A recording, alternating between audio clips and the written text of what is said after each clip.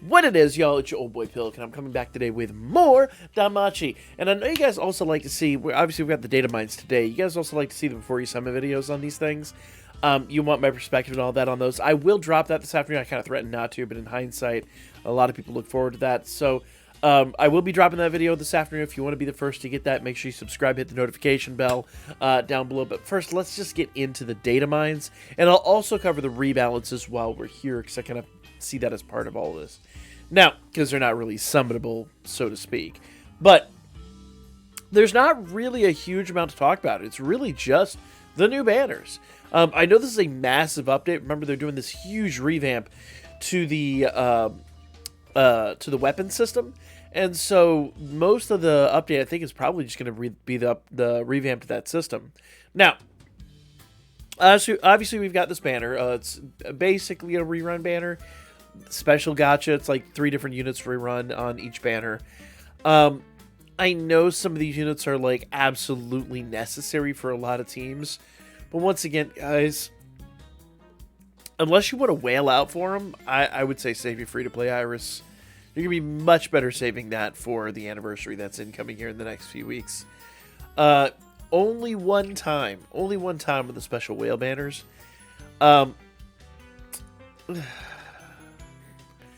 I don't know, guys. I'm just going to say save. Maybe, like, with Gross, if you don't have him at all, maybe one and done, but even then, it's like, it's a 1 out of 3 chance on the first draw. And the first draw is, let's go back here for a moment, the first draw is going to be guaranteed 4 stars, so, I mean, there's an argument for going 1 and done on each one, but, once again, I would really say save. I would honestly really say save. Okay, Heroic Trials, I think it's the Heroic Trial we currently have, is it not? I think that's the one we have currently. Maybe that's... No, I take that back. There's one leaving tonight, and I don't remember which one that is, but this must be the new one that's incoming. Looks really familiar, though. And we're getting a rerun of the Mission Wedding Tale. Doesn't look like we're actually getting the banner, but, you know, it'd be what it'd be. These units are getting a rebalance, so we'll talk about that really, really quickly here. But first, really all that's left on the Datamine? I mean, honestly, it's kind of what you see here. It's the necklace, and then, of course, the gem that you farm for the Heroic Trial. And then, of course, the 3 bouquets, small, medium, and large, for the Rerun Tail. Remember, Rerun Tails don't typically have a gacha, so there's not going to be like a gacha coin or anything like that. It's just what you can farm up through there, and I'm sure there will be plenty of stuff in there. Probably a Heroic Trial. A hero medallion, or hero medal and flame medallion. So those things are gonna, or hero amulet and flame medallion, whatever. Words are hard, apparently. So not really a huge amount here to talk about, like I said, but this is a massive update, and a lot of that is going to come down to the new new lock that is dropping. And if you guys want to know more about that, I will drop a standalone video on that, but the big thing you want to really know is that the way this is basically being done is if you have a specific attribute that you want to keep, you will be able to lock that down, and you will not be able to lose those attributes. When it comes to rehammering weapons, eventually they'll never, like, decrease, so to speak, at least according to the new notes. They'll never decrease in, I guess, functionality. They'll do nothing but get stronger and stronger and stronger each time you rehammer. So, going forward, it's not going to be any of this. All right, 2 away from a perfect draft, but once I rehammer it, now it could be bottom of the rung. It's not going to happen anymore. So that's really good news. That's really spectacular news. The Goibu lock will really just be for attributes, and you're going to get one of those for every 100 Mystic Bellows that you drop.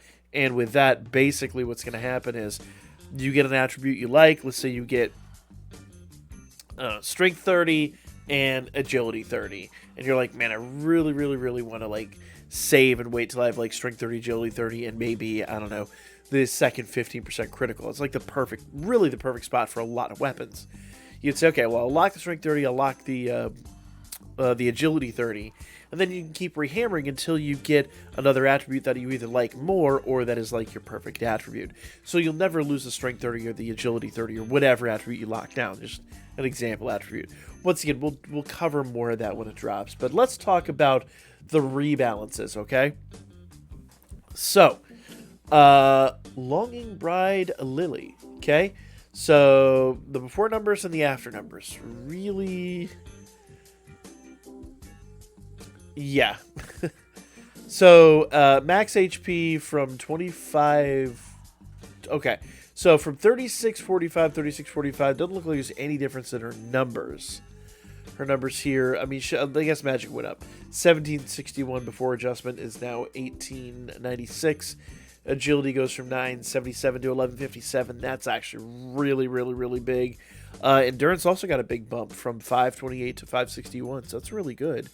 Unless her passives just don't match up. So new passives are fire resistance plus 35% when countering or attacking a regular magic attack with a foe with a single water element. Magic agility index 30%. Normally that'd be 35, but that's alright. Endurance agility index 20%. Normally that'd be like 25 to 30. That's alright. Critical damage plus 20%. No penetration on that one. And she's a plant killer, which hasn't changed. So she's not going to be relevant compared to like new units. She's alright. I mean, you know, a few percentages off. Now, let's look at her skills. So I will start with skill 1, okay? So, before is a foe's plural mid-water magic attack with ultra encounter rate. 46 MP becomes a foe's plural super water magic attack with ultra encounter rate. Guard rate and heal down 40% for 4 turns. Ally status debuff minus 2 turns. So that's actually pretty good. She gets the status debuff bump from 1 turn to 2 turns. MP cost jumps to 56, which is whatever.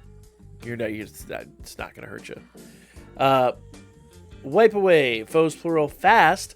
Low water magic attack removes guard rate and heal buffs. Becomes foes mid water magic attack with high critical rate and removes guard and heal buffs and allies magic and water attack damage plus 40%. So all allies get magic and water attack damage 40%, which is good, but once again not the best. And so while good, she's not going to be blowing anybody's mind.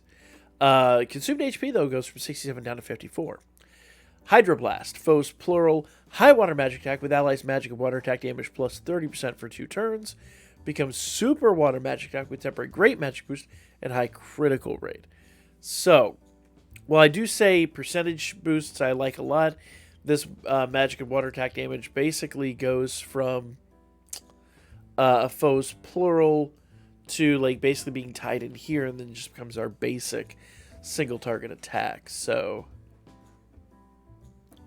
it's actually a pretty good improvement if you really think about it, because before you'd have to go like basically you'd have to do 3 turns to get everything. Now you only have to do 2 turns, which is really a huge improvement. But for the minimal numbers that she's got, it's like she's not replacing anybody on your water team if you even have the anniversary water team. Bubble Bloom. Before it was a foe's plural ultra water magic attack to ultra penetration rate plus 30% seal. Becomes ultra water magic attack with temporary great magic boost, ultra penetration rate, and 50% seal. But once again, how often are you going to use that? Even on a like a current ailment team, I don't see her having a place. Is she relevant? Not really. Tione. So, let's see these numbers before adjustment and after adjustment. So, agility went up to 1007, dex went up to 728, endurance went up to 694, which is good. Strength went up to 2091, which is really, really nice. So, she got a pretty significant boost. She's all single target here. Let's look at her passives real quick. So, fire resistance 35% when countering. Of course, she attacks now with when countering regular attacks are all water attacks. Strength 35%, which is really nice. Endurance agility index is 30%, which is, good. Critical damage, once again, no penetration damage, 20%. And she is a plant killer. So, good, not shocking. But once again, these units aren't made to challenge the current meta. They're just kind of made to bolster your teams if you need an extra spot or something like that. Foe, singular, mid-water physical attack, self-strength, and water attack damage 50%. Becomes mid-water physical attack, still same. Self-strength and water attack damage 60% for 4 turns. And 3 actions, low-water physical attack with high critical rate. Ooh. So she gets that new that new mechanic. Say new mechanic. It's been around for a while now, but it's been around for 2 years, in fact. But still, she gets that mechanic added to her.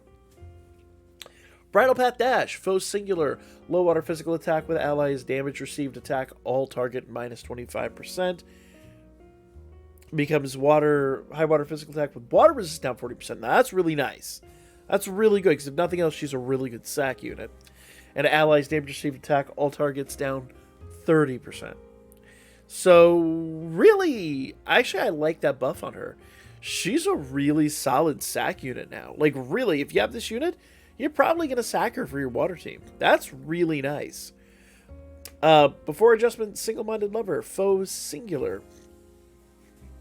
High water physical attack removes strength buffs and becomes foe singular super water physical attack with strength boost, higher critical rate, and removes strength buffs. Once again, you're probably not using her at all for any of that stuff. SA is ultra water physical attack damage 50% per each self-strength buff skill and ultra critical rate. So, once again, you're not going to be doing any major damage with this unit, but that second skill makes her extremely relevant as a sack unit. Okay? Winning Wish Hestia. Day of the Dream. Allies goes magic 20%, critical rate 10%, becomes magic 20%, critical rate and penetration rate 10%. It is what it is. Pure Bride Seer. Heavy Promise. Foes. Strength, okay, so water attack damage down 7%. Allies water and dark attack damage plus 15%. Becomes strength, magic, and water resist and dark resist down 10%. I like that. Becomes water attack damage and dark attack damage plus 15%. So while this isn't, once again, you know, a modern scope, so to speak, it is really good nonetheless. So probably not going to be your first choice, but if you need somebody in a desperation state, and you were using both water and dark together, going to be really good. So, I do really actually like Seer, and Tione. I think I like them a lot, but once again, they're going to see extremely limited use. But that's really all the rebalances, all the data mines. Let me know what you guys thought in the comment section down below. Like, comment, share, all that good stuff, and I'll catch you guys on the next one.